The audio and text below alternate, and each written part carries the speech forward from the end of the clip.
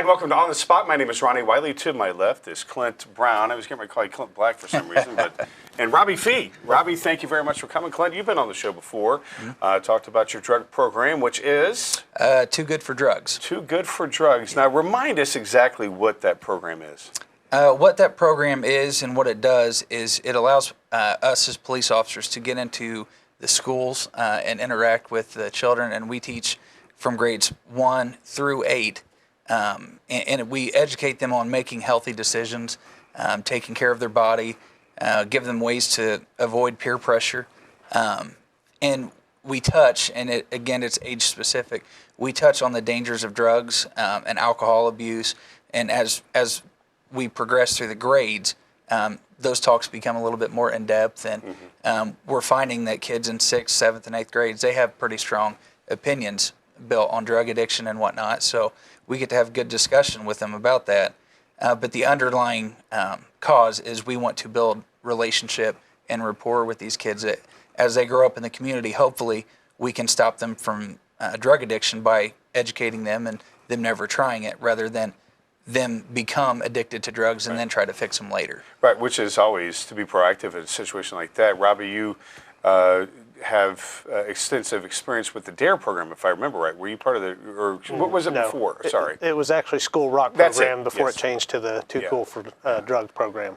Yeah, and what was your experience with that? Oh, it was tremendous. I did it for 9 years. So my first group of kids I ever had, they graduated high school this last year. Oh, wow. And I built a lot of relationships with the kids. Of course, it's changed over time. The curriculum's changed over time as times have changed with it and everything. And like Clint said, when we did it, it was 3rd grade is all we did for a long time. And then it developed into the 3rd, 5th, and 6th, and now they've expanded it even more to where they take all the grades all the way up through. So it's been a great program.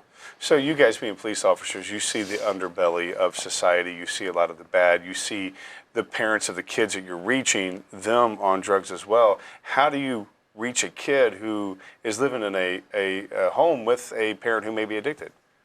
I think with this program, it allows them to see us. You know, we sometimes we don't wear uniforms when we go in and teach, and we think that that's important because those kids get to see us as a person as well. Yeah. And a lot of times their judgments and opinions on us are from us showing up and taking mom or dad to jail or doing CPR or, you know, God forbid in the worst case, we're there when mom or dad passes away from a drug overdose. So it really opens a door for us to get in, humanize ourselves with them, and let them learn that underneath all this, we are just people, that we care about our community. And, you know, we've found that a lot of kids, once they get comfortable with you, they'll ask you questions. They will warm up to you. I go to Walmart, he goes to Walmart, kids that come up and hug us. And we even have parents say, hey, you know, thank you for telling my kid. We never tell a kid that mom or dad's a bad person because they're addicted to drugs. We stress that they're good people. They're making bad decisions. And we've had some parents reach out and say, hey, I appreciate you explaining this to my son, and I'm trying to get better for him. And so that's very rewarding in that way. Yeah, it's got to be rewarding to see the kids that you saw in the very beginning graduate this year be drug-free. Oh, yeah. It's tremendous. I still have some that I see over the summertime that, like he said, comes up to you, hugs you, thanks you. I'm doing this, or I had one last year come up to me, hey, I'm going to college this year, and probably they may have not ever thought they were going to go to school like that. So they've really worked hard for it. And still in hope. Yes. Is what you guys do. As of this taping, Charlotte McGabbard posted on her Facebook page, this is her 6th year of being clean. And you guys have probably seen people at their very worst make that comeback story. I'd always tell my daughter when she was in the midst of her addiction, you got to, you know, you're going to, hopefully you'll make a comeback story. Yeah. You've seen those before. Absolutely. Charmin is a shining example. Yeah. I mean, if anybody should be proud, she should be the most proudest person that there can be. Absolutely. She's done great, tremendous. A 180. A great asset for this community too. Yeah. Exactly, and that's, you know, again, I always tell everybody, I mean, I've never done drugs or alcohol in my life. I just never, that's not the path I've taken. I've taken other paths that I wish I would have never taken, but I can also understand how people can get caught up into that. And some of the reasons that people get caught up in drugs that you've seen, Clint, are simple as, they've got an injury. What other experiences have you found people that just get caught up? We find that it's a lot more social pressure than it is. There is a problem with prescription opiates. Federal regulations, and he and I were talking about this last night. Federal regulations have tried to really cut down on opiate prescriptions. But a lot of times we find that kids, they're in that group or they're at this party, and one of their friends says, hey, you got to try this, and peer pressure. We've all been there. I've caved to peer pressure. I think all three of us could agree that we have. Yeah. But the problem is when you cave that first time, and you get that first high, and drugs are great for that 20 minutes, 2 hours, however long you're going to be high, they're great. But once that wears off, your brain is just screaming, I need more, I need more. Right. And I teach kids that quick. You make one decision, and it affects your future. Right. So we find that a lot of kids cave into that social pressure to try, and it's unfortunate, but that's how powerful and I guess strong these drugs are when it comes to forming an addiction. Now, when you talk about strong drugs, back in the 80s when we were kids, you were just a little pup. The little one. The little pup. It was cocaine, crack cocaine. Remember that? That was Nancy Reagan, say no to drugs. Now we got the heroin epidemic. But one drug that's out there that pretty much gets a pass is marijuana. But sometimes that's a gateway drug to some people. Not all people, sure, but some people. Right. When you guys go talk, do you tell them about the whole gamut of drugs, or is it just the hard drugs you talk about? No, we'll talk about everything. We'll talk about from alcohol, simple alcohol use, to marijuana, to prescription medications and stuff, because like you said, not everybody streamlines to the next thing, but that is an introduction to them to that network of people or parties or whatever they're going to. And, marijuana has changed. I mean, back when we were growing up, marijuana was, that was the thing that was around. You saw it. It was there and stuff, but it wasn't the potency it is today either.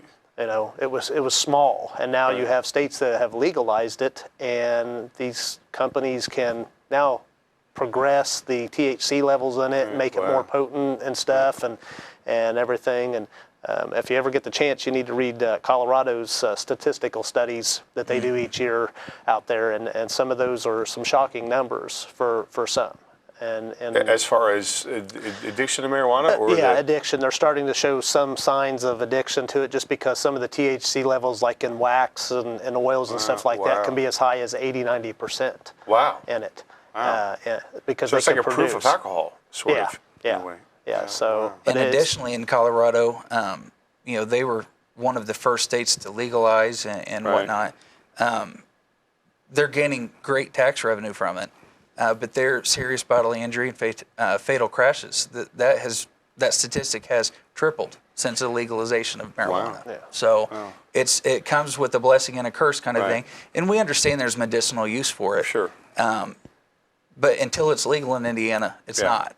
And that's what we have to teach kids, and that's what we have to tell adults.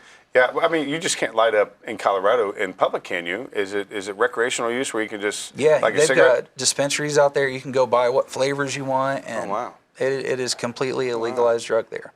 I always thought it smelled like a skunk. Have you been to Vegas lately? No, I have not. But they had that hemp field down there in Franklin County, right by St. Mary's Road. They had that big hemp field, and when they cultivated that, boy, it was it was pretty potent there for a while. I mean, it was like, wow, and I think hemp is great, but you talk about alcohol too, and that's something that we see it on TV.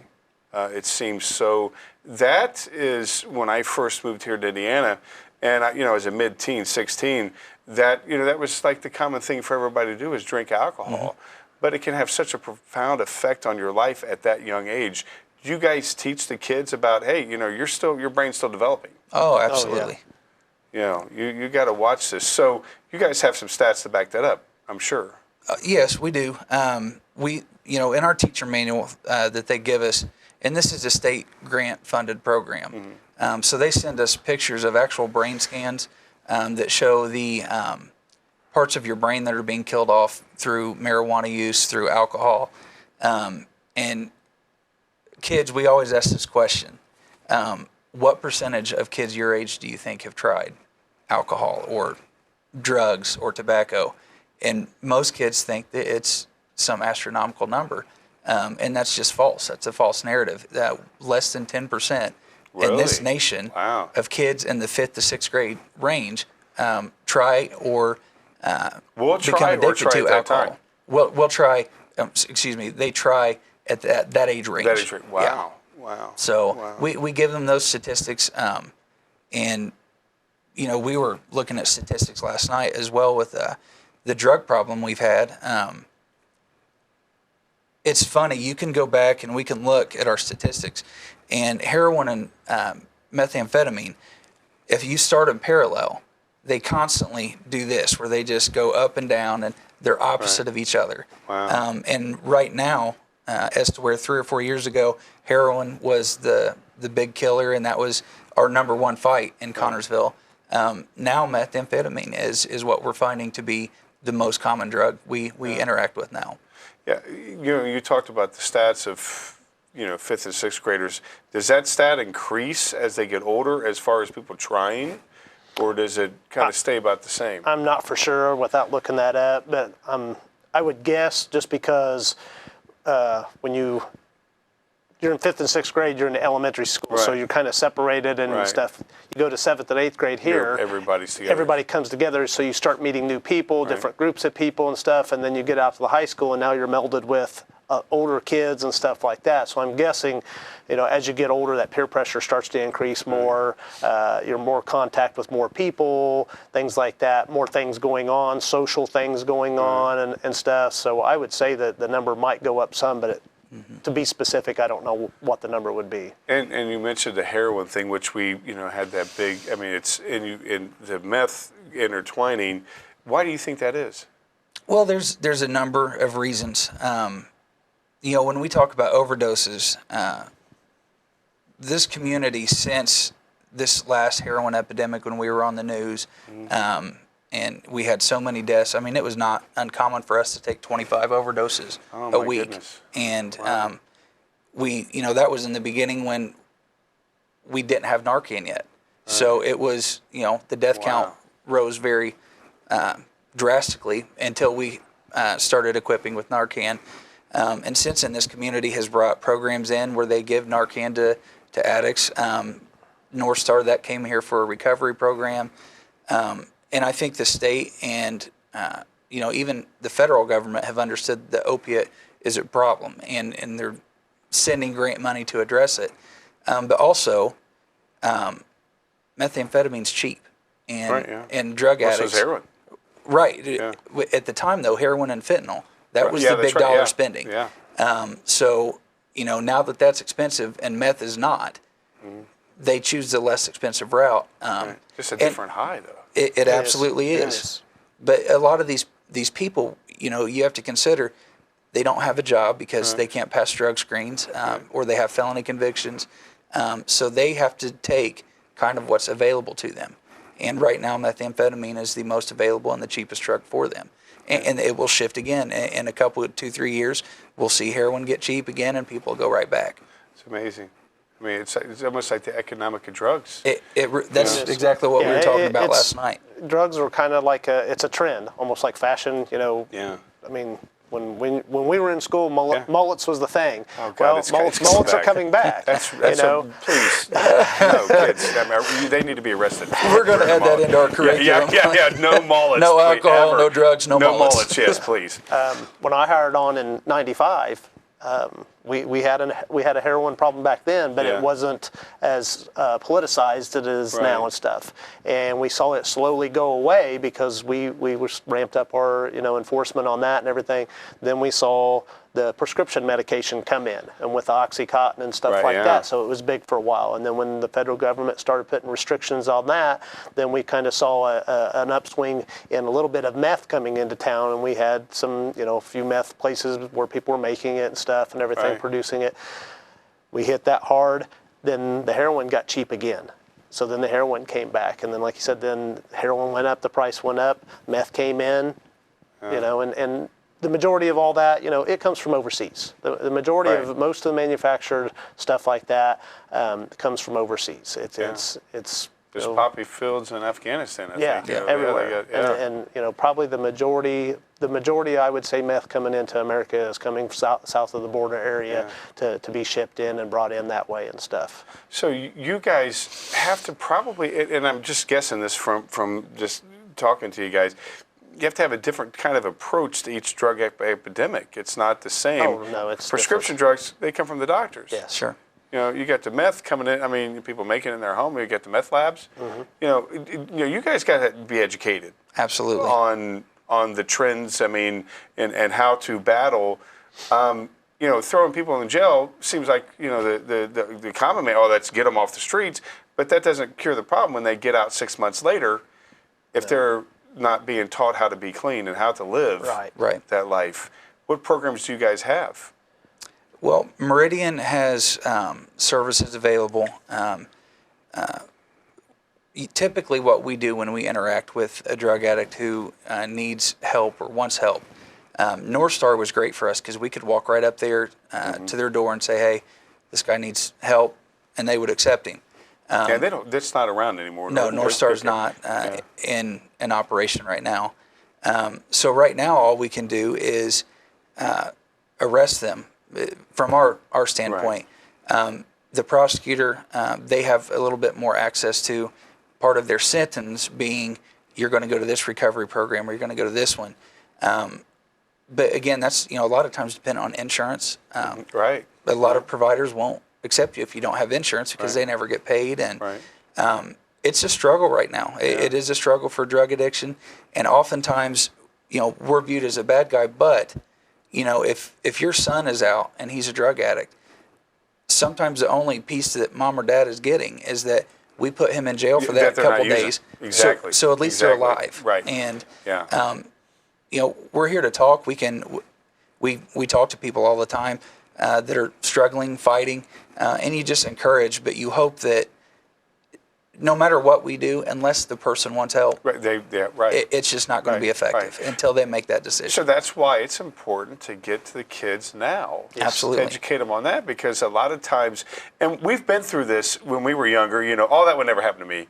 You know, whatever it is, you know, being a daredevil, whatever, I'll never be the one that crashes and burns. And I remember when I was working at the methadone clinic, we could hear the office people next door, you know, and you'd hear mumbling, and I would tell people I were working with, I'd say, do you hear what they're saying over there? And they'd be, well, I can't hear them. I say, well, they're saying that it happens to the other person, and you're that other person to them. You know, so you got to understand that, you know, it can and probably will happen. Yeah. Right. You know, I mean, drugs is not a respecter of persons. They'll, you know, no matter what. There's no social boundaries, no boundaries at all with it. It can affect any family at any given time, no matter if you're rich, poor, middle class, you know, what religion you are, it doesn't matter. Yeah. And that's expanding on his, I know that there's faith-based systems in town that offer treatment or help or whatever like that. Community Corrections has programs over there. Within the last year or so, they started the drug court program to where that's helped because they have to go through several steps to complete the drug court program, and part of that is treatment and counseling, and Meridian's a part of that also, and everything. So there are programs out there. It's just, I think a lot of the programs maybe feel overwhelmed because there's, you know, they can only take so many and treat so many, and then there's always maybe that one person that wants it, but it's full. Right. The treatment and that's, you can celebrate all the success stories, but when there's that one person that you can't reach, that's the one you focus on the most. And you know, God bless that there are so many programs to help people get out of their addiction. And I know from experience, from friends, from whomever, family that have been caught up into that, you know, the prosecutors are really wanting to help people, because you're stuck with a drug charge. Well, you're not getting a student loan if you want to go to school. Sure. I mean, that stays with you forever. That's like the Scarlet A. And so, you know, I would encourage anybody to get those programs that are out there. You guys, again, more than just the talking, what else do you guys do for the community with your program? Too Good for Drugs, I love that. That's so simple. And It is, it builds relationship with the community. It puts trust. It allows us to build trust with the community we serve. Our community, we're very fortunate. The majority of people here really support our police officers. And when we do programs like this, especially that interact with kids, and it gains a lot of rapport and respect with the community, which makes our job easier. And it's my kids go to school here. His kids have went to school here. He's a little bit older than I am. Not much. Not much. Just a little bit. Maybe Just that. a little bit, Yeah. But Not much. when you have kids in this community, this programs like this allows you to invest in it, Right. and invest in your kids' future here. Right. So this program has been great. There's been no downside that we found. It is a great opportunity for us to interact with these kids and build relationships, and that's the number one goal with it. Robbie, you mentioned earlier about that the kids that you started with long ago have graduated now. And I'm sure the stories that you could tell of the success of these kids coming up to you and thanking you. Did you know that? I mean, when you first got involved with this program years and years ago, did you expect that type of interaction? No. Kids are funny anyways, because sometimes you're in there for 10 sessions. We go in for 10 sessions. We teach. We're in there a half hour to an hour, whatever it is, and stuff, time frame. And you think, okay, this class moves on to when I did it started out was just third grade, so you didn't see them that often. Well, so you saw them one time through their school year for that 10 sessions. Never thought that in 2 or 3 years down the road, I would still see those kids and they would even remember who I was, or I would remember them, and we would talk about that stuff. I think what really helped make it even more implanted on them was I was teaching over at Eastview, and I had 3rd grade, 5th grade, and 6th grade. So the kids I had in 3rd grade, I would get them in 5th grade, and then I would get them in 6th grade. So I got them for 3 years. And I think doing that and seeing those kids for that much time really instilled a lot more, because then you started forming a little bit better bond, because you were with them for 3 different years. And a lot of the teachers, it's funny because the teachers would say, man, I'm glad you're here today, because this is all they've talked about all week, is you showing back up and you guys coming, and the kids really enjoy it. I mean, they enjoy it, and I know it's a break from the norm for them too, but they enjoy the information, because a lot of the class is interaction with the kids. They do skits and they do little play things in there, and there's games that you do with them and stuff. So you guys, it's not just a talk. No, and throw, no, I mean, it's interactive and stuff, and they get to do things and stuff, and you do all kinds of little things with them, and it gets them involved. So with kids, you have to get them involved, and if you get them involved, they're vested. Yeah, they're vested. Most kids only have a attention span at that age, sometimes maybe 30 minutes or whatever. So you've got to find a way to draw them in, keep their attention, and keep them involved. And when you do that, all the officers, I've never heard any.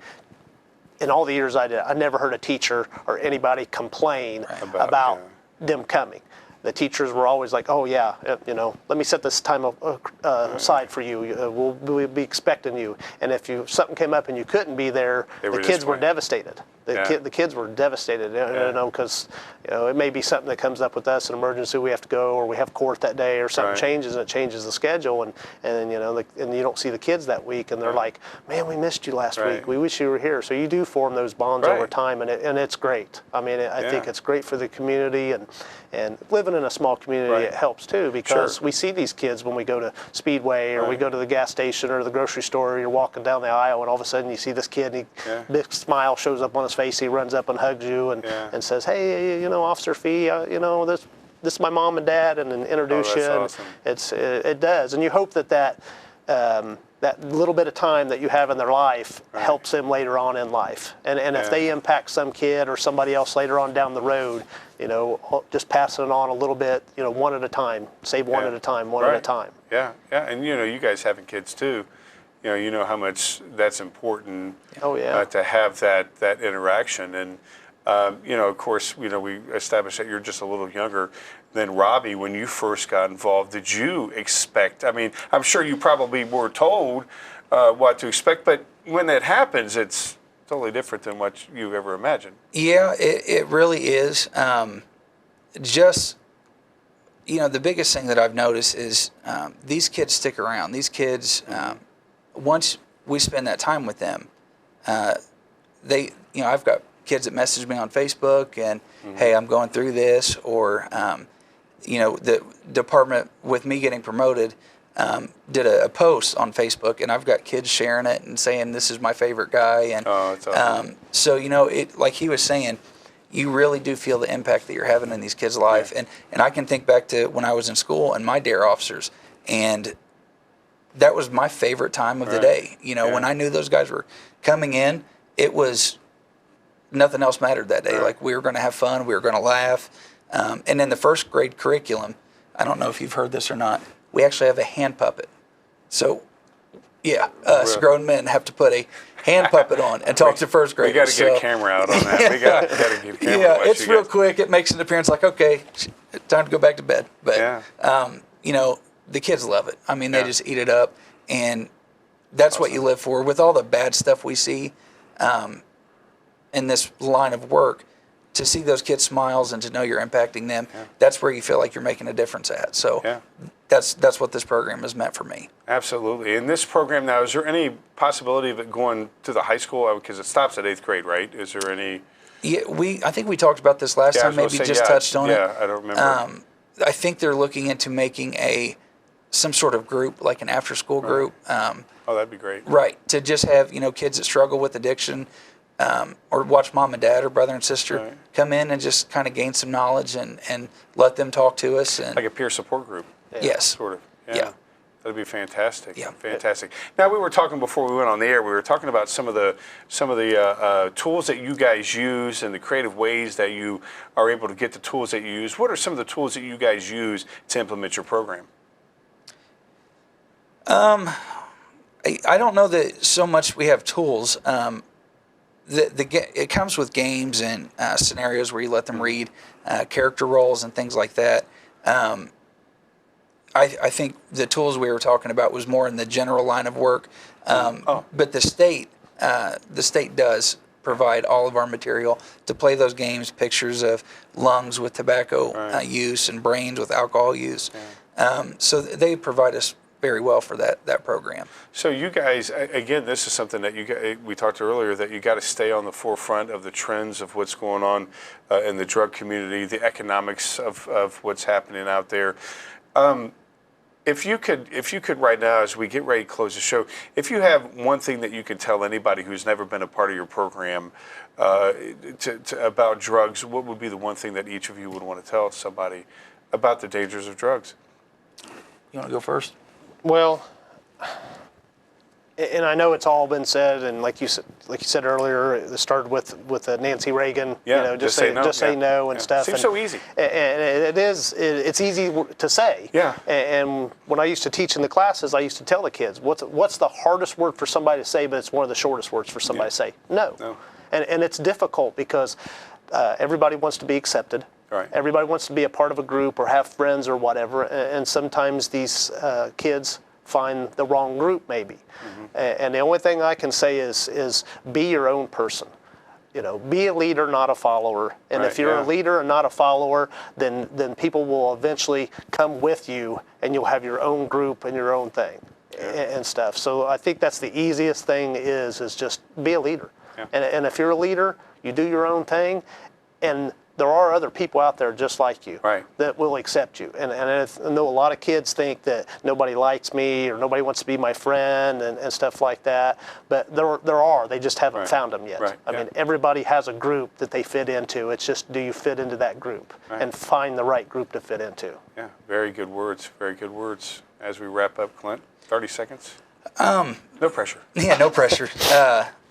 I tell the kids, your life comes down to one decision. And when you make this decision, really any decision has consequences.